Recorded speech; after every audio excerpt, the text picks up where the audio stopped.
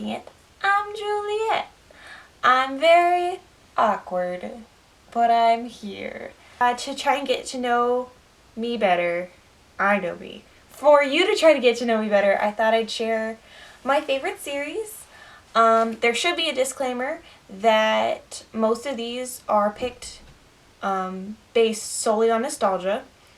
There's some books I haven't read since middle school on here, so I don't know how well they've held up over the years.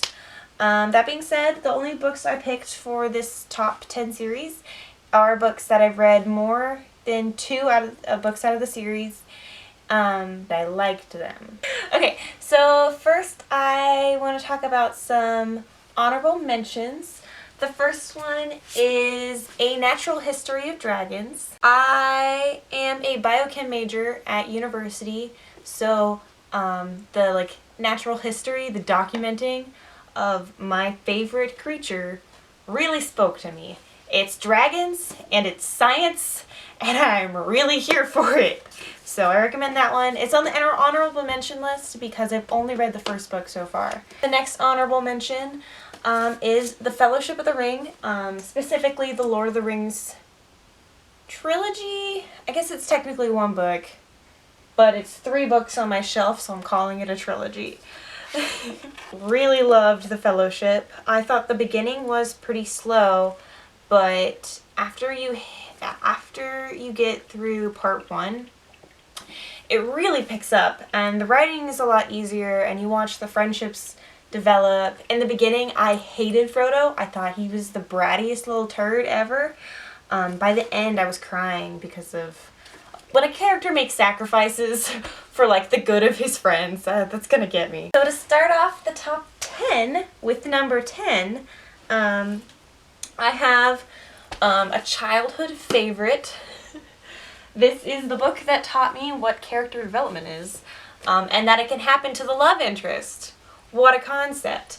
It's The Frog Princess. It is also the basis for The Princess Frog, which is the Disney movie with Tiana.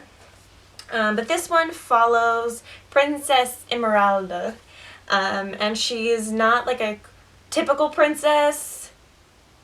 She's not like other girls. I hate that. She's just very awkward, and I related to that a lot. I still do. But she meets this frog, and she wants an escape, and so she tries kissing this frog, and she ends up turning into a frog. So it was really good. It's a good series. The prince in this book is kind of selfish and terrible, and I hate him, but he gets so much better throughout the rest of the series, and I really love it. The next one is one probably you've heard about. It's Cinder by Marissa Meyer. This one is a retelling of Cinderella.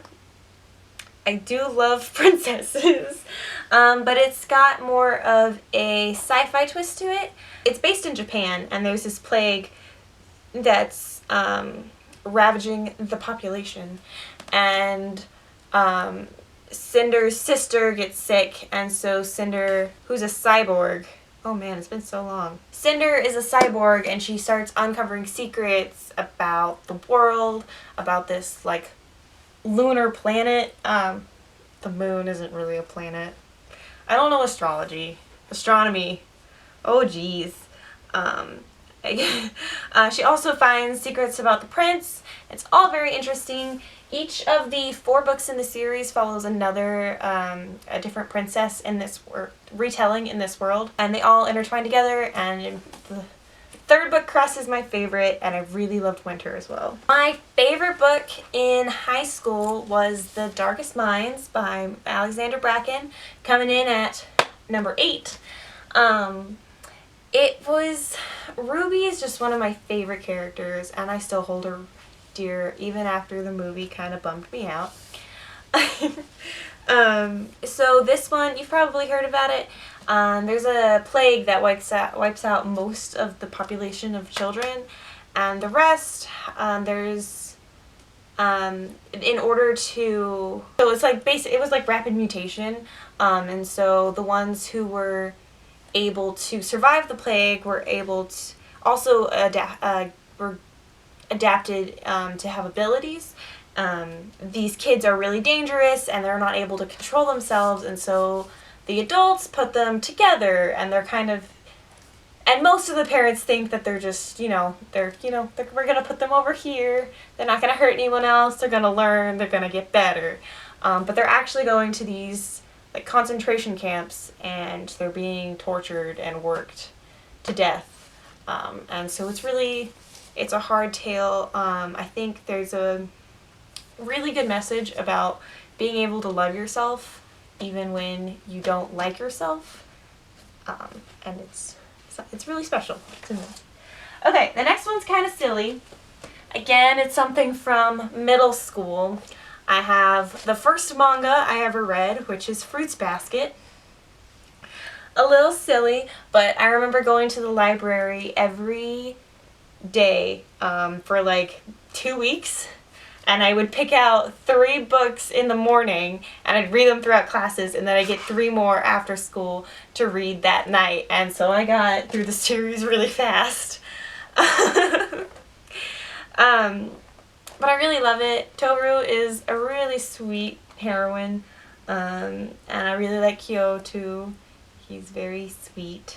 So it has the Chinese zodiac, and so Toru, which is the main character, she meets this family that if they're hugged, they turn into specific animals of the Chinese zodiac, and so it's them trying to break the curse of that, and it's really sweet. Okay, so one more book. This is number 5. I mentioned this in my last video. The Lightning Thief is really special to me. Again, it's one of the first books that made me fall in love with reading. I love the friendships between Grover and Annabeth and Percy. Of course, Percy. I think the story is really sweet. I love middle grade. I think Rick Riordan, his other series are wonderful. Specifically, I really love the Magnus Chase series, and the Heroes of Olympus, I thought was good, but it kind of tapered out at the end. I really like how Rick Riordan has grown as an author, but this book in particular just is very special to me. For number 5, we have Throne of Glass by Sarah J. Maas. This book follows Selena Sardothian as she, in the beginning, you see her stuck in these like work camp. She's in a mine, and people usually don't last more than 2 weeks in these mines. And Selena has been in there for a year for being, she killed people, so did she deserve to be in there? No. But anyway, she gets let out to be the assassin for the king. But in order to do so, she has to compete in these trials and compete against a bunch of other well-known assassins in order to get the gig. This first book is just so small in scale. It's just so zoomed in to the specific story. I think the second book wasn't my favorite, but I think in the third book it really takes off, and you get to meet a bunch of other characters, specifically Manon. And I think this series is really wonderful. I haven't finished this one. Okay, I'm sorry, my camera died. She's kind of old. Number 4, we have Brandon Sanderson. Everyone knows him. What a guy. It's The Final Empire. This world is so cool. I think the magic system, which is one of my favorite things to read about, is really interesting. They ingest metals in order to get powers, and specific metals correspond to specific powers. And I also think the culture of the world is really interesting. And I think in this book you meet Sazed, which is, he's a really cool character. And he is very interested in specific religions, and so he talks about hundreds of religions that have existed in like the history of this world. So that's really interesting. Also, Brandon Sanderson is such a intentional author in the sense that small details that you don't even think of in just like the first couple chapters become monumental in the climax of the entire series. It's really amazing, and I highly recommend it if for some reason you haven't picked it up. We have another Brandon Sanderson. I put Skyward just a little bit ahead of The Final Empire of Mistborn. And although I do think Mistborn is written better and the world is more in-depth, Spensa stole my heart, so I can't really put her any lower. I read this book in 2 days, which rarely happens for me. I usually don't have the time, but I made time for this book. So Spensa is, she's special. She grows up the daughter of a coward, which in this world is something like worse than dirt. And so she's so angry all the time, but I think it's justified. And I think her personality is justified by the circumstance of her upbringing. And so you watch Spensa just overcome all these obstacles and work so hard to achieve her dreams, and it's just so beautiful. It's so inspirational. Brandon Sanderson did it again. I have The Hunger Games. These books are also really special. I think this was a turning point in who I am as a reader. This helped me go from being a person who reads to being a dragon that hoards books as my treasure. As my treasure. And everyone knows what The Hunger Games is about. This one is just this book is so special to me. And I know a lot of people don't like having beat up copies. I don't either, but seeing how many times I've read this book, it brings me joy. Number 1, the tip top. Who could have guessed it? Of all the books, of all the booktubers, everyone has Harry Potter. And my journey with Harry Potter is, I don't know, I feel like it's very individual, but I'm probably just saying that as an Aquarius. I read the books when I was pretty young. I think I was in middle school. And I read them again when I was in high school, but I haven't read them since. So it's been about 4 years since I've read them. And so I'm finally getting around to reading them again. I read this book in January, and I forgot how much I loved it. I forgot how incredibly special these characters are, how their friendships are so powerful. They make me love my friends more just for seeing how they can love their friends. I don't know if that makes sense.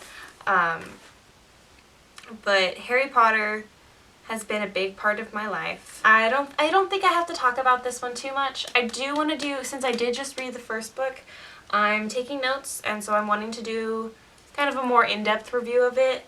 So I guess look forward to that. I'm sorry this has been kind of a longer video, but those were just some of my favorite books, so I thought I should say. Just favorite series though. I do read a lot of standalone books, and so I'd love to share some of those favorites. I'd love to do more fantasy recommendations as well as classic recommendations. I do love to read classics. So at the end of my videos, I like to support other booktubers. And so today I would like to ask you to go visit Simi Reads. She's one of the first people who made me feel so welcome in this community, which I can't even express how much I appreciate that. And her videos are really awesome. Come here, Chester. Her videos are really awesome. She did this one video where she made Tinder profiles for book characters, and it's so funny. Her personification of Jace Wayland, or Jace Herondale, it gave me flashbacks of some boys on Tinder. It was wild. But I highly recommend it. I will link that video of Simi's down in the description, and I really recommend going and checking it out. I really appreciate anyone who watches this. It's kind of wild to think that anyone is, but... Hi, I hope this is in focus. This is Editing Juliet. I didn't realize that my camera had shut off before I had finished the outro, so I just wanted to say thank you for watching. I really appreciate it. I hope you have a really great day. Okay.